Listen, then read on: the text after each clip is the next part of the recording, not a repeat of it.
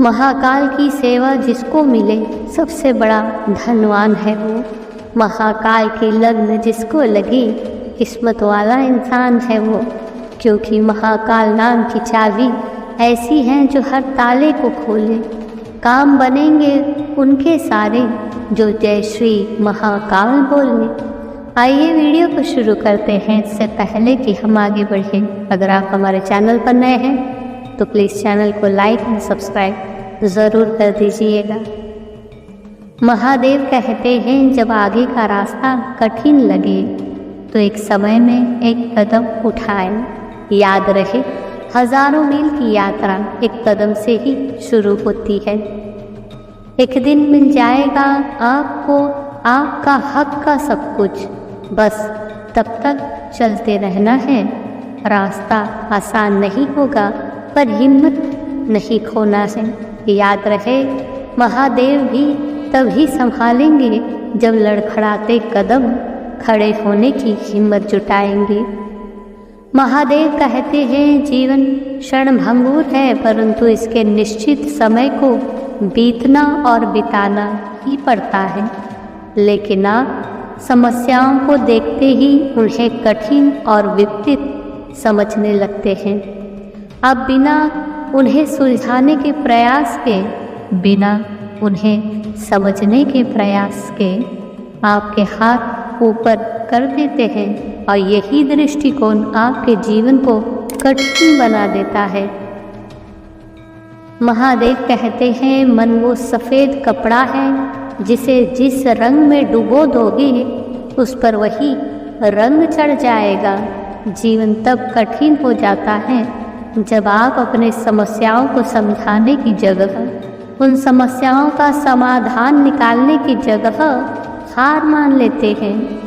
महादेव कहते हैं सबसे अंधेरे क्षणों में अपना प्रकाश स्वयं खोजें। आपके भीतर सबसे निराशाजनक रास्तों को भी रोशन करने की शक्ति निहित है। इसलिए जब तूफान का सामना हो तो भीतर से शांत रहे। प्रतिकूलता एक शक्तिशाली शिक्षक है, इसे आपको पुरस्कृत करने दे, परिभाषित नहीं। याद रहे जीवन आपकी परीक्षा ले सकता है लेकिन आपकी ताकत किसी भी चुनौती को पार कर सकती है। महादेव कहते हैं सूरज फिर से उगने के लिए ही अस्त होता है, इसलिए आपकी असफलताएं भी अस्थायी है जो एक उज्जवल भविष्य की शुरुआत का रास्ता साफ कर रही है। याद रहे प्रत्येक अंत एक छिपी हुई शुरुआत है जो प्रकट होने की प्रतीक्षा कर रही है। महादेव कहते हैं निराशा सिर्फ एक शब्द नहीं है, यह जीवन का एक ऐसा अध्याय है जहां भारी समस्याओं के सामने साहस डगमगा जाता है।